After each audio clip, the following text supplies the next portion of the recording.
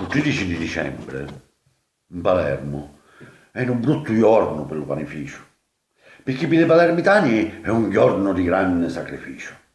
È lo giorno di Santa Lucia, è l'anniversario di una grande carestia.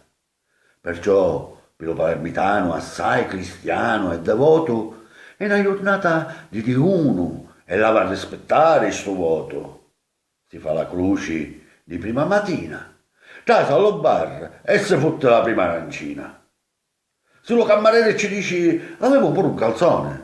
Il due si incazza ed esclama, questo è peccato, non è devozione.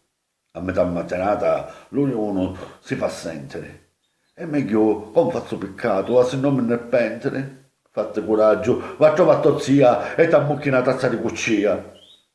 Salire un roggio e già si fece l'una. Corri a rubare, ma se no lo signore non ti perdona. Cameriere, chi propone in questo giorno religioso e solenne? Avemo gatto di patate, arancine con carne, burro, salmone e pure con le cotenne. Con due occhi lacrimanti e chini d'emozione ci diciamo la battagliare tutti per la grande devozione. Ora, verso le 5 a merenda, chi posso fare?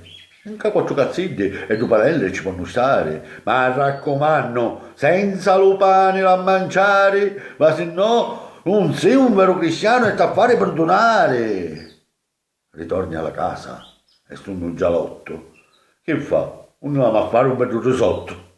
E a mezzanotte tutti chi flebbo ospitale in grazia e viva lo palermitano e la festa di Santa Lucia.